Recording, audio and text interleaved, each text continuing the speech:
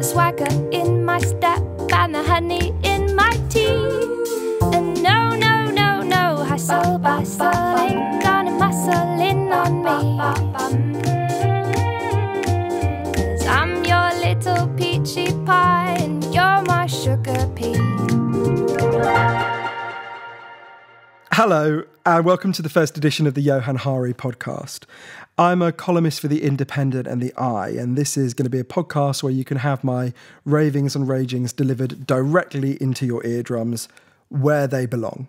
I'm slightly worried, though, because I was recently told that if you follow me on Twitter, it also recommends you follow Dignitas, the Swiss clinic where you go to painlessly commit suicide. I promise I'm going to try to make this podcast as non-depressing as I can while still describing the myriad ways in which the world is being fucked up.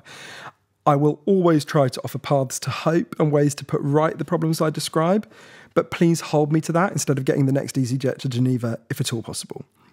So, this podcast is going to consist of me talking about an issue of the week, although sometimes it'll include interviews and other things. And at the end of each podcast, I'm going to recommend something I've loved during the week and answer any questions you might want to email in.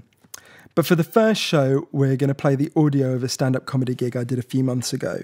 I want to stress this is not an alternative career path for me. This is my first and last stand-up comedy gig. I did it as a favour to a friend of mine, Luke Wright, the brilliant poet and stand-up. Anyway, the theme of the night was that you had to talk about your worst gig. So obviously most of the stand-ups talked about their worst stand-up gig. I talked about my worst journalistic gig, which is the time the Dalai Lama called me fat. Most of what I said is slightly hyperbolized and comic, but the description of how His Holiness hated me, called me fat, had me removed is entirely factual, I'm afraid to say. So here goes. You're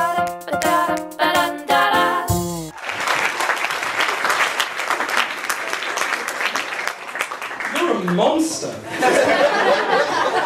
I think my worst gig was the time the Dalai Lama called me fat. Now, you might think this is some kind of metaphor or, I promise you can Google this. The Dalai Lama, living God to 50 million Tibetans, man renowned all over the world for his compassion not only for all living things but for inanimate objects. Hated being called me fat.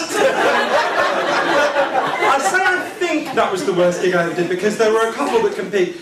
I used to do this thing on Sky News where me, Una King, nice former Labour MP, and Rachel Whetstone, vile Tory person, used to comment on the rolling news for like an hour every Friday. It was quite, it was quite fun. You didn't know what was going to happen. And one week, John Major was in the studio and he was saying this thing that he says every year, which was when I set up the National Lottery, it was only meant to fund arts and sport. Now they use it for like the NHS. The government had got their fingers in the till. They were sitting in the corner and I wasn't really paying attention. They suddenly cut back to me and they said, "Johann, John Major says the government's got its fingers in the till. What do you say?" Without really thinking, I said, "Well, it's better than having your fingers in a win a curry." The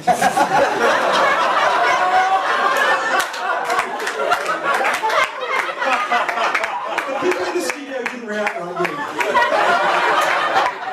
And as I was being marched out of the Sky News studio,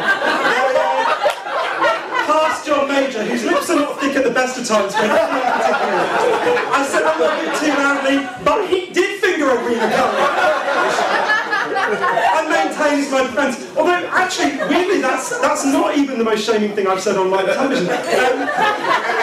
About 2 weeks ago, I don't know if you've been following this, there's been 2 weeks ago I was on CNN, there's been a series of horrendous suicides in the iPad factories in China, because they're, enslaved and don't like it. And I was talking about this, and I was talking about a guy called, I was against this monstrous guy from Bloomberg News who basically thinks Chinese people like being enslaved.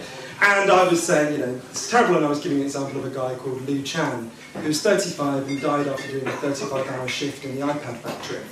Unfortunately, what I said was that he died, Liu Chan, did my best somber face, and I said, Liu Chan died after doing a 35-hour shift in the iPad factory. I didn't know I'd done this, and I thought, well, you're a bit pussy, why don't I tell this? And then when I got back, I loads of tweets from people saying, "This poor man must have been in agony."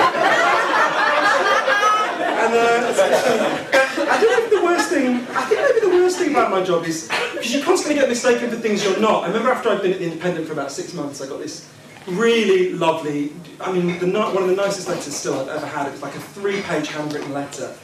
And she said, one of the things I love about, really lovely. And at the end she said, one of the things I most love about The Independent is you've got such a diverse range of columnists. You've got a gay man, a Muslim woman, and now with you, a Down syndrome columnist. I think you are an inspiration to Down syndrome people everywhere. And I phoned my mother because I was like upset, and my mum said, "You know, son, that's a bit weird because when you were born, I thought you were a Down syndrome. Is it possible that you just have a little bit of an extra chromosome?" I have been mistaken for worse things. I was every year I go with Comic Relief somewhere in the world to one of their projects and write about it. And last year I was waiting at a bus stop. And you don't really think when you're talking on mobile, you don't really think about people around you.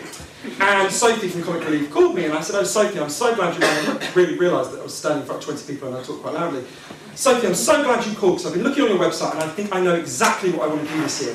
I've been checking out those child prostitutes you guys do in Bangladesh and they are perfect. And I've spoken to my bosses, they are totally up for it as well. The only thing is I know how sensitive this is, but we have to get some kind of pictures or video. And I don't know if that's something we can do." And I kind of looked up and there were all these people staring at me about to lynch me, and so I very quickly changed the subject. As I'm going to do now, because you don't think paedophilic jokes are funny.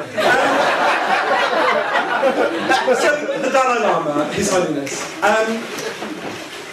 I interviewed him about 7 years ago.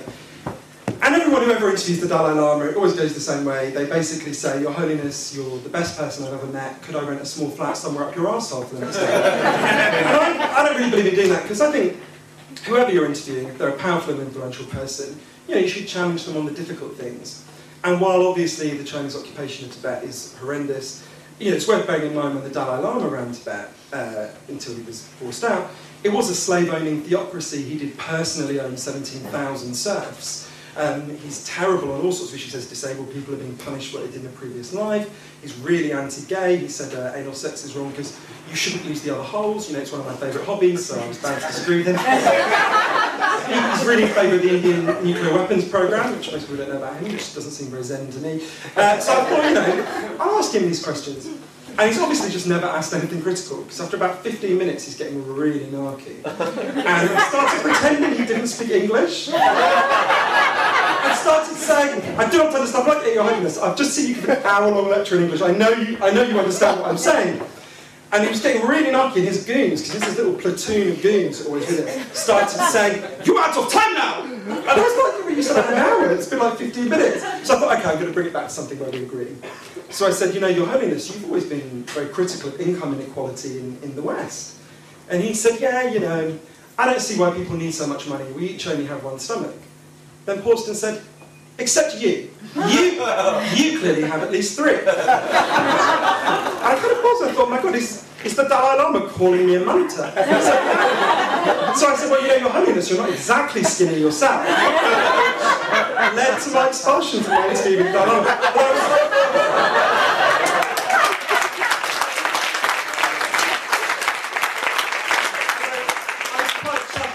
After I wrote about this, I received the world's first ever Buddhist death threat.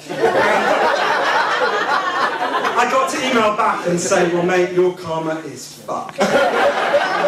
So I'd just like to leave you with the thought that when you next see a banner saying "Free Tibet," I urge you to reply by saying, "No, enslave the fuckers, and their evil God." Thank you very much. Sorry, just thinking about that has made me feel a fresh flicker of rage towards Buddhism and everything to do with Buddhism, but I'm going to restrain it. As I said earlier, at the end of each podcast, I'm going to recommend something I've loved during the week. This week, I'd been stricken with man flu, which I demand more medical research into. So I've been catching up on my Skybox, and I am loving the 5th series of Skins, which is going out on E4 at the moment. Although now I'm 32, I've realised with a slightly painful jolt that it's actually slightly creepy for me to love that show. So that can't be my recommendation. So what I will recommend is I'm rereading the book The Shock Doctrine by my friend Naomi Klein, which she wrote before the great crash of 2008. But it's an eerie prefiguring of how the right have used this crisis. In fact, it's so eerie that I'm beginning to believe Naomi is a kind of future-seeing creature like Samantha Morton in Minority Report. But she was slightly offended when I said that to her because Samantha Morton is bald and living in goo in that film. But nonetheless, it's kind of true. The book is about how the right uses a crisis, from the coup in Chile to the tsunami in Asia, to impose a hard right agenda that in normal times the population would be organised enough to resist. It's how they use shocks to force undemocratic agendas on us. It's really an essential book to read to understand what's happening in Britain now, in Ireland and across the world. Can't recommend it highly enough.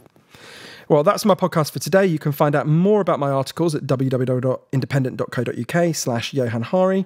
You can follow me on Twitter at www.twitter.com/Johann Hari 101. You can email me at johann@johannhari.com. And yes, I am aware that is the most narcissistic email address in human history. You can send me questions and I'll answer my next podcast. There will be another podcast soon. In the meantime, please tweet and Facebook all your friends to say you will shun them if they don't immediately listen to this podcast and obey everything I say. Thank you.